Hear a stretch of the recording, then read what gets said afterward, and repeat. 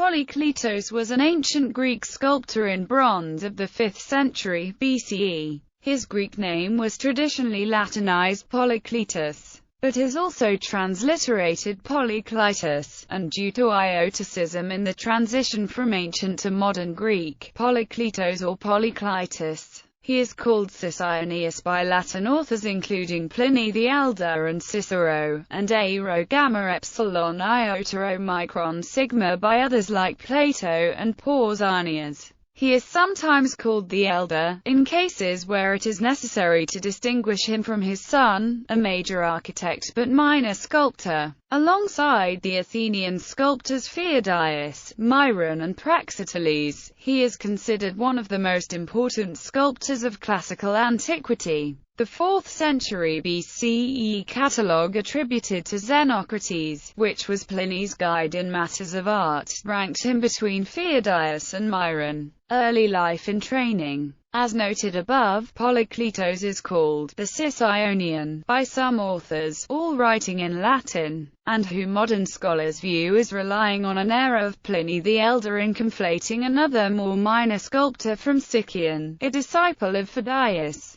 with Polykleitos of Argos. Pausanias is adamant that they were not the same person, and that Polykleitos was from Argos, in which city-state he must have received his early training, and a contemporary of Phidias. Works. Polykleitos' figure of an Amazon for Ephesus was admired, while his colossal gold and ivory statue of Hera which stood in her temple, the Heraion of Argos, was favorably compared with the Olympian Zeus by Phidias. He also sculpted a famous bronze male nude known as the Dora Forus, which survives in the form of numerous Roman marble copies. Further sculptures attributed to Polykleitos are the Dora Forus, Diadomenos and a Hermes at one time placed, according to Pliny, in Lysimachia. Polykleitos Astragalus was claimed by the Emperor Titus and set in a place of honor in his atrium. Pliny also mentions that Polykleitos was one of the 5 major sculptors who competed in the 5th century BC to make a wounded Amazon for the Temple of Artemis. Marble copies associated with the competition survive. Style. Polykleitos, along with Phidias, created the classical Greek style. Although none of his original works survive, literary sources identifying Roman marble copies of his work allow reconstructions to be made.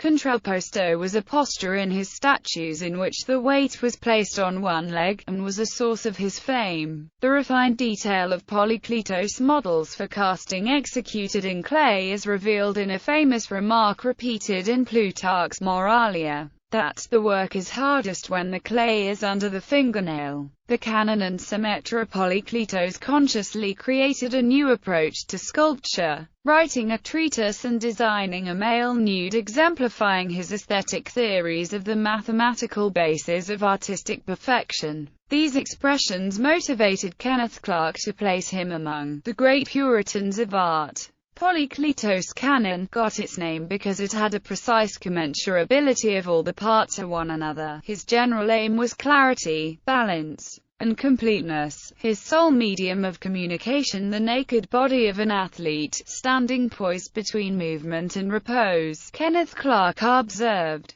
Though the canon was probably represented by his Dora Forus, the original bronze statue has not survived. References to it in other ancient writings, however, imply that its main principle was expressed by the Greek words symmetra, the Hippocratic principle of isonomia, and rhythmos. Perfection, he said, comes about little by little through many numbers. By this Polykleitos meant that a statue should be composed of clearly definable parts, all related to one another through a system of ideal mathematical proportions and balance. The method begins with one part, such as the last phalange of the little finger, treated as one side of a square. Rotating that square's diagonal gives a 1√2 rectangle, suitable for the next phalange. The method is repeated to get the next phalange, then to get the palm, then using the whole hand to get the forearm to the elbow.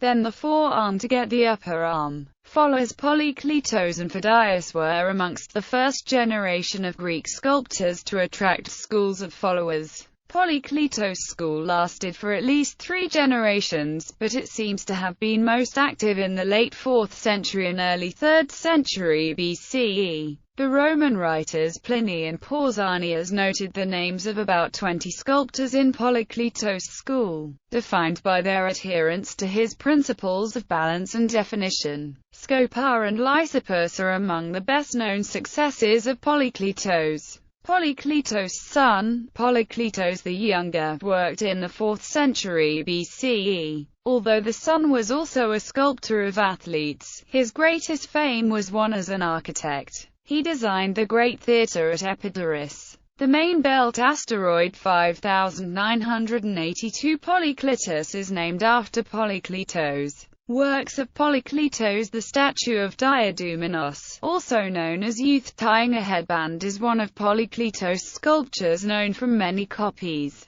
The gesture of the boy tying his headband represents a victory, possibly from an athletic contest. It is a 1st century AD Roman copy of a Greek bronze original dated around 430 BC. Polykleitos sculpted the outline of his muscles significantly to show that he is an athlete. The thorax and pelvis of the diadumenos tilt in opposite directions, setting up rhythmic contrasts in the torso that create an impression of organic vitality. The position of the feet poised between standing and walking give a sense of potential movement. This rigorously calculated pose, which is found in almost all works attributed to Polykleitos, became a standard formula used in Greco-Roman and, later, Western European art. Another statue created by Polykleitos is the Dora Forus, also called the Spear Bearer. It is a typical Greek sculpture depicting the beauty of the male body. Polykleitos sought to capture the ideal proportions of the human figure in his statues and developed a set of aesthetic principles governing these proportions that was known as the canon or rule. He created the system based on mathematical ratios. Though we do not know the exact details of Polykleitos' formula, the end result, as manifested in the Dora Forus, was the perfect expression of what the Greeks called Symetra. On this sculpture, it shows somewhat of a contrapposto pose. The body is leaning most on the right leg. The proportions of the Dora Forus, together with the perfect balance between tension and relaxation, create a visual image of harmony. The Dora Forus has an idealized body, contains less of naturalism. In his left hand, there was once a spear, but if so, it has since been lost. It was believed that either the sculpture was a normal civilian, or he could be Achilles going off to war. The posture of the body shows that he is a warrior and a hero. Gallery. A Polykleiton diadumenos, in a Roman marble copy, National Archaeological Museum of Athens. Discophorus, British Museum. Wounded Amazon, Musei Capitolini, Rome.